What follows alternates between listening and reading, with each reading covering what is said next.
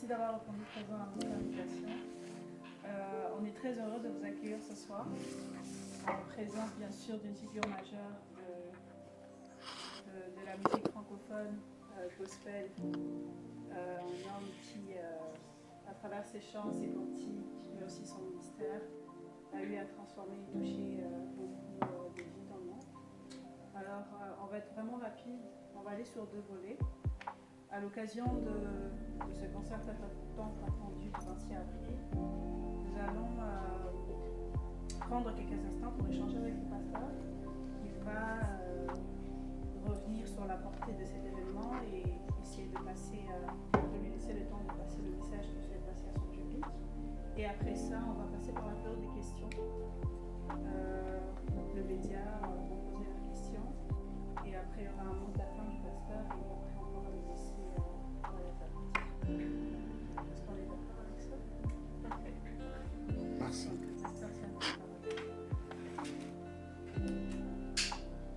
J'ai la parole, c'est ça? Oui, vous avez. Merci beaucoup. J'aimerais ici avant toute chose rendre grâce à Dieu qui permet que nous soyons là dans ce merveilleux cadre. Et je disais que je rendais grâce au Seigneur qui permet que nous soyons là pour ce moment. Merci énormément. J'imagine, j'essaie de me mettre à la place de tout le monde. J'imagine combien c'est vraiment un sacrifice pour que nous puissions avoir tous en ces lieux. Je sais qu'il y en a qui ne sont pas de Montréal, qui sont partis de pratiquement tous les coins. Et voilà, nous sommes là par la grâce de Dieu. Je vous dis encore une fois, la main sur le cœur, grand merci de vous être disposés pour nous. Que le Seigneur vous bénisse et vous les rende sanctuaires. Je dis merci à Daniela, merci à toi, attends, ne dis rien. D'abord à toi, princesse, et également à. Non, mais je dis à Tams, je dis un grand merci. Je vais citer les médias et puis je vais revenir sur toi. Je dis également merci à Georges. Je dis merci à Letty qui me tient compagnie depuis que je suis là. Merci également à vos médias que vous représentez. Je vois Ponancolo, je vois Espace de Grâce, Sans Filtre, mais également Tout Service qui a en même temps la structure même qui nous produit. Alors je parlais de toi Elisabeth, merci beaucoup pour ta présence également. Sincèrement, je me laisse à vous, je suis à votre disposition. Si jamais il y avait des préoccupations sur Mariana en rapport avec le concert de ce dimanche, je suis vraiment disponible à pouvoir répondre, sauf s'il y a des questions difficiles. Ne vous en faites pas, vous allez vous contenter des réponses genre je ne sais pas. C'est aussi des réponses. Elle est très bonne. On va commencer avec ça. Je vais commencer par me représenter encore. Voilà. Répondant de Elisabeth Moisy, je représente aujourd'hui la structure Sans Filtre Podcast. C'est exceptionnel parce que le propriétaire qui est coach des Doja, que je salue d'ailleurs pour sa confiance envers moi, n'a pas pu venir. Je vais essayer de repartir mes questions sur 2 volets. La première des questions, ça va se focaliser sur l'événement du 26. C'est à quoi est-ce que vous attendez à votre concert du 26? C'est quoi dont vous attendez venant du public et que vous-même vous aimeriez nous donner pour le concert du 26? Donc, si je comprends bien, sur les premiers volets d'abord, c'est ça? Oui. Merci beaucoup Elisabeth. En fait, tout ce que je peux m'attendre de ces publics, c'est qu'ils soient d'abord présents. Parce qu'en réalité, c'est un moment où nous venons ensemble communier dans la présence du Seigneur. Il n'y a pas ce moment sans ces publics. C'est pour leur édification que le Seigneur nous a équipés, nous a oints. Quand vous lisez la Bible, quand le Seigneur a fait les dons aux hommes, la Bible est claire des cieux, dit c'est pour le perfectionnement des saints. Ces saints-là, nous les avons à travers la vie de Montréal. C'est exactement ce que nous sommes venus faire, louer le Seigneur, mais communier avec ce même public dans la présence du Seigneur. Je n'arrêtais pas de le dire dans les différentes interventions. Ça va être la troisième fois que je passe par la même salle. Mais en même temps, j'essaie de faire fi vraiment aux prouesses, aux exploits, aux réussites, aux victoires du passé, parce que je voudrais beaucoup plus me focaliser sur ce que le Seigneur est sur le point de faire de manière spécifique ce dimanche. J'aime une portion d'écriture qui dit « Vous ne savez pas ce qu'une journée est capable d'enfanter. » Vous voyez. Donc je crois qu'à chaque jour suffit sa peine. Les jours ne se ressemblent pas, non plus le concert ne se ressemble pas. On va avoir un moment particulier, vraiment unique en son genre. Rien à voir avec ce que le frère, le pasteur Mike nous a donné dans le passé. Et ça, je sais vraiment de croire, faire confiance et foi au Seigneur quant à cela. Donc j'invite ce public, je l'attends, je vous attends. Soyez là nombreux. J'étais en train de vous dire, Bossa Ranmengue Boumesala Kosala en fait. Bossa Ranmengue tout ça là, hein? Bah, Montréalais, le Canadien en général. Bossa Ranmengue tout ça là Kosala. Donc maintenant quelqu'un te se pose la question, Bossa Ranmengue. À la fin de voir, hors les caméras, je te dirais ne Bossa Bossa sold out. Alors, donc venez très nombreux, nous allons célébrer le Seigneur ensemble. Et ça va être un moment de qualité dans la présence du Seigneur, ça c'est de un. Deuxièmement, c'est qu'en venant, je voudrais que nous ayons une attitude, nous soyons animés, nous puissions avoir un même état d'esprit, lequel, celui de s'attendre à Dieu. S'attendre à Dieu. Quelqu'un d'autre me poserait la question de savoir, pasteur, dites-nous exactement qu'est-ce qu'il y aura au programme. Oui, en termes de playlist, je suis capable de vous le dire, mais en termes de ce que Dieu a prévu de faire, je suis incapable. Je ne sais pas schématiser l'action du Saint-Esprit. Je ne sais pas schématiser l'action de Dieu. Venons avec la soif du Seigneur et le Dieu du ciel va nous combler. Il va nous combler. Voilà, Elisabeth. Parfait, merci beaucoup. Ça, c'est la toute première et ma dernière question. Ça a plus à voir avec votre parcours ministériel. C'est qu'est-ce que vous pourriez conseiller à la jeunesse qui est en train de venir? Parce que c'est vrai que vous êtes ces deux élites qui étaient avant nous, mais il y a une relève qui est en train de s'en venir après vous. C'est quoi que vous allez conseiller? Comme on a trop entendu de conseils, non, les jeunes, il faut faire ceci, il faut faire cela. Mais c'est quel conseil que vous nous donnerez comme qu'est-ce qu'il ne faut pas faire pour ne pas se perdre? C'est quand même particulière comme question. Merci beaucoup. Moi-même, je suis jeune, je pense, n'est-ce pas, Daniela? On le confirme. On vous l'accorde. Non, mais sincèrement, vous savez, c'est vrai que quand on essaie de parler aux jeunes, il y a un piège, c'est qu'on a tendance à se mettre dans la peau de ces donneurs de leçons.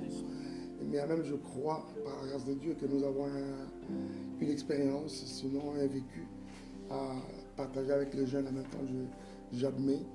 Mais s'il y a des choses à vraiment ne pas faire pour se maintenir chacun dans son appel, c'est qu'il ne faut jamais lâcher. Il ne faut jamais lâcher.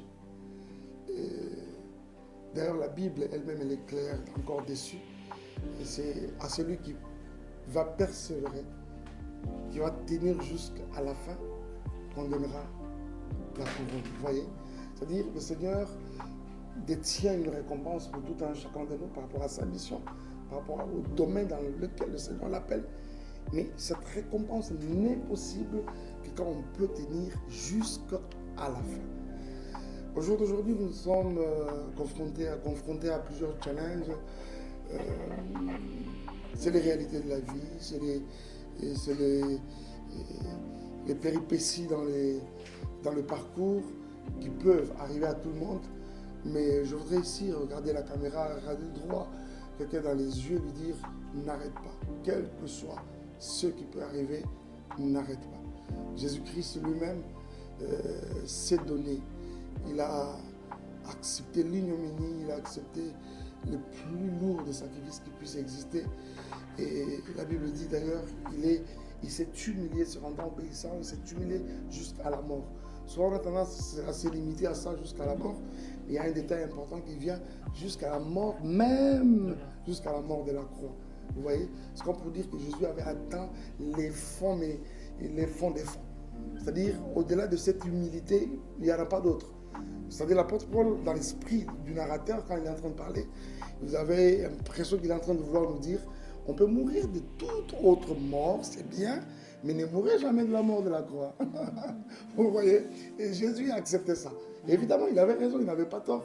Parce que la mort de la croix, par exemple, n'était pas une mort bien. C'était pas une mort... D'abord, elle n'était pas instituée par Dieu.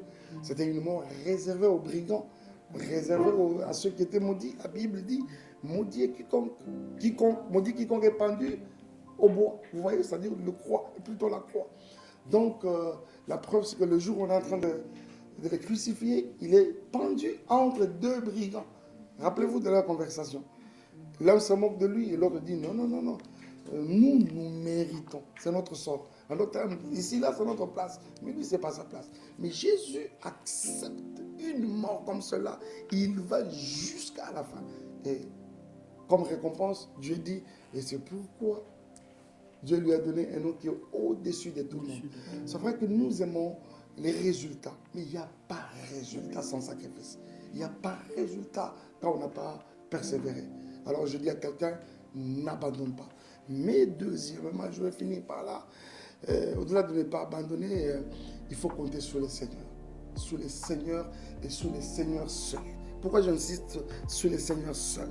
Parce que très généralement, c'est que nous voulons beaucoup plus compter sur les hommes, sur ce que les jugements des hommes. Nous fonctionnons en fonction de leur tempérament, nous fonctionnons en fonction de ce qu'ils pensent de nous. Alors qu'en réalité, aucun homme ne nous a appelés dans le service, vous voyez. Aucun homme ne vous a donné de faire ce que vous êtes en train de faire. C'est le Seigneur qui vous a appelé. Et si vous croyez que vous avez un appel de Dieu dans tel ou tel autre domaine, alors ayez votre regard et votre confiance placée sur le Seigneur qui vous a appelé à cela. Excusez-moi, les hommes, qui sont-ils? Ce sont ces personnes qui se réveillent bien, tout change avec leur tempérament. Nous sommes dans un milieu où on peut vous acclamer le matin, et avant que ce soit 15 heures, attendez voir ce que les mêmes personnes vous lapident. Vous voyez, quand par votre climat ici est bipolaire, les hommes sont ce que je fais comme ça. Alors, comptez sous les seigneurs et sous les seigneurs seuls. Parce que quand vous trouvez grâce devant le Seigneur, il l'impose également au niveau des hommes. Merci beaucoup. Merci énormément, sans filtre. Merci Elisabeth. Merci Pasteur, beaucoup gentil. On va passer à Paul Communication. Je vous salue, Pasteur.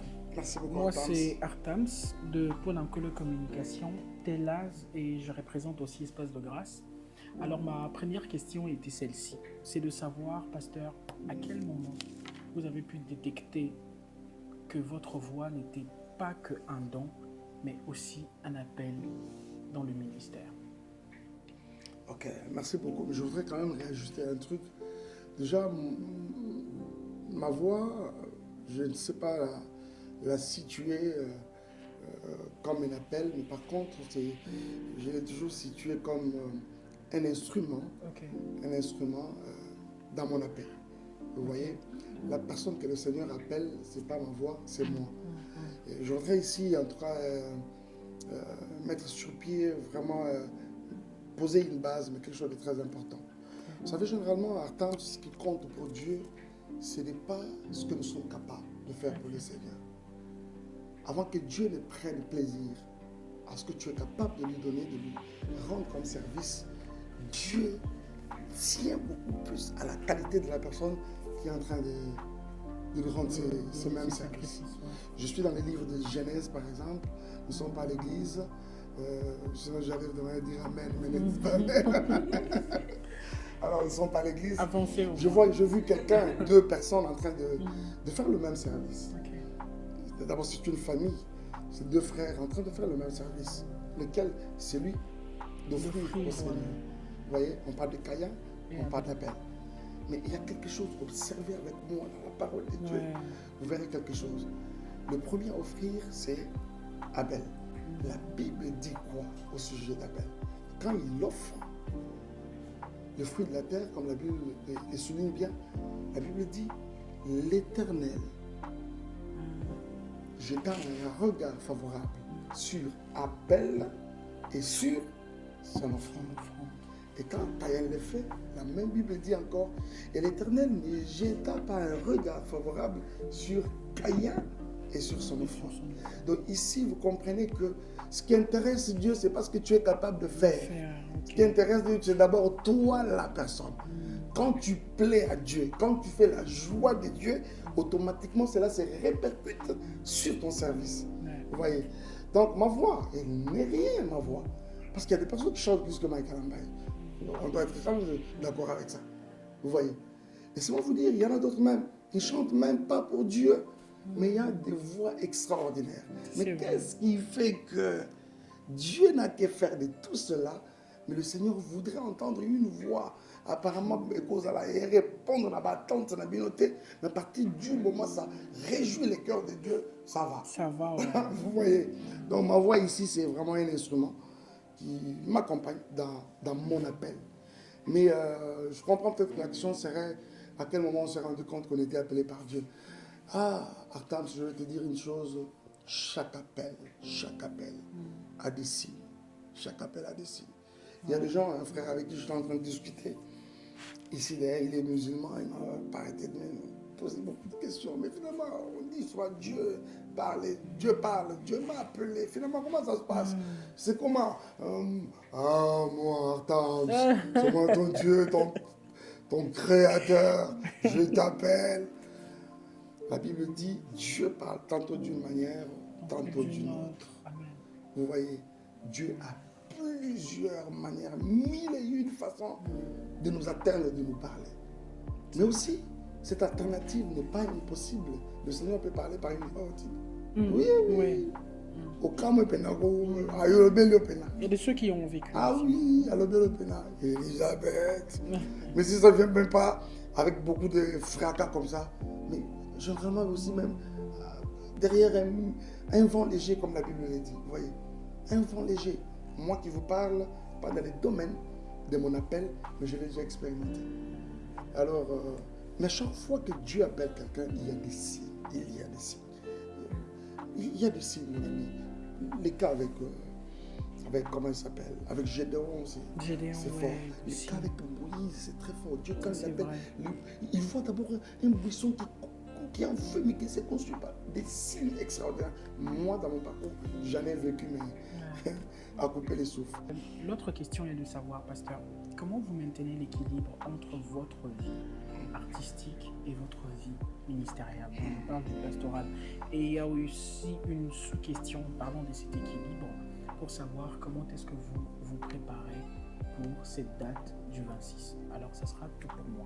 Merci beaucoup. Déjà, je sais que cette question elle semble revenir un peu assez souvent. L'équilibre entre les deux, parce qu'on a l'impression que c'est énorme, ça a tendance à nous faire beaucoup d'énergie. Pour être artiste, c'est pas une mince affaire. Ça, c'est vrai. C'est beaucoup de choses, en tout cas beaucoup de choses. Manager une carrière artistique, musicale, c'est vraiment pas une mince affaire, surtout au jour d'aujourd'hui. Il y a plusieurs choses qui entrent en compte.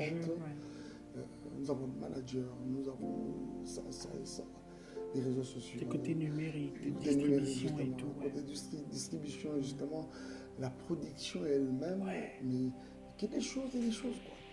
C'est tellement énorme autour de l'artiste, surtout qui se veut professionnel. C'est vraiment pas facile. Mais en même temps, au-delà de cela, ajouter le pastorat. Le pastorat, encore, c'est énorme. C'est un travail. Et les plus anciens des pasteurs vous disent toujours c'est le travail le plus difficile qui puisse exister. Et j'essaie de leur donner raison dans ce sens-là. Récemment, j'étais en train de dire à l'église, moi, quand le culte finit, soit je dois m'éclipser. C'est-à-dire, il est difficile de sortir bonnement. On voit un pasteur qui sort, qui dit au revoir aux gens, qui en sont à demain, qui vous bénisse. Non, il faut s'éclipser. Je ne veux pas dire ça quand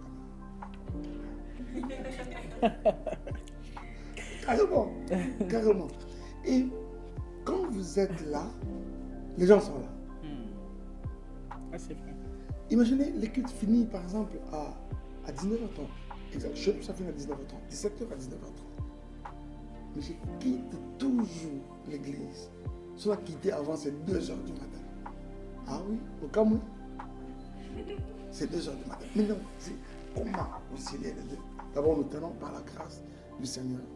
C'est-à-dire que c'est lui-même le maître, le patron en fait, de la moisson. Comme il est dit lui-même, il nous a enrôlés dans le domaine de la chanson. Lui-même, il plaît encore à lui de nous ajouter un autre don en fait. Rappelez-vous la parabole des talents. Vous voyez, il y en a qui le Seigneur pouvait donner 2, 3, 4, 5. Et ça fonctionne sans que l'un ne dérange l'autre. Il n'y a pas d'ambiguïté, tout évolue bien. Vous voyez, il est donc possible dans le Seigneur d'avoir plusieurs grâces. Jésus lui-même a travaillé avec une richesse de grâces. Vous voyez, et sans que entre nous, Jésus était pasteur, il était évangéliste, il était apôtre, mais il a pratiquement tout fait. Oui, il a fonctionné comme apôtre. Jésus nous a laissé l'église. Les 12 là, c'était une église. Vraiment apôtre. C'était apostolique. Jésus avait gagné des âmes. Évangéliste. Il était évangéliste. Jésus savait vivre avec les gens, les garder. Au-delà d'implanter son église, il les a enseignés comme pasteur. Mais il les enseignait aussi comme un docteur. Et rappelez-vous que dans la Bible, on a dit jamais homme n'a parlé comme cet homme. Donc, quelqu'un qui allait toucher des mystères, mais en lui, il y avait toutes ces choses. Vous voyez, il est donc possible de faire cela. Mais j'aime toujours donner l'exemple, que ça ne nous étonne pas.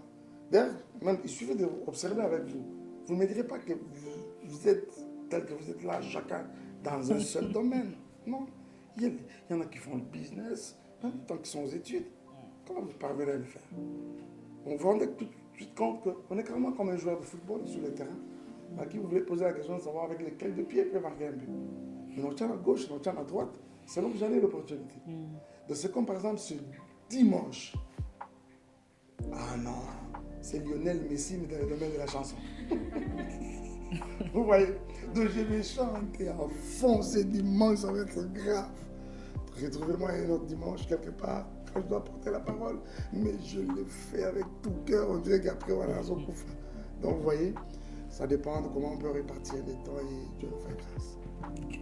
Merci beaucoup. Il y avait une sous-question là. Une sous-question, c'était allant de tout ce que vous dites là, concernant l'équilibre, c'était savoir comment vous préparez. Ah, pour ce concert. Déjà, la préparation n'a pas commencé ici. Elle a commencé à Kinshasa, alors que déjà, quand nous avons eu contact avec tout service au travers de sa représentante au niveau de Kinshasa, Madame Bénédicte, déjà nous avons une équipe d'intercession et nous préparions déjà cet événement sur le plan spirituel. C'est comme ça que je n'arrêtais pas de dire. Les quelques fois que nous avons été au pied du Seigneur, Dieu n'a pas arrêté de nous garantir de sa présence déjà pour cette manifestation. Donc déjà nous nous préparons spirituellement, mais également l'aspect artistique on ne peut pas négliger. Je bénis Dieu que finalement on a pu mettre sur pied une équipe extraordinaire de frères et sœurs, mais vraiment talentueux. C'est des personnes avec qui je travaille plusieurs fois ici au Canada.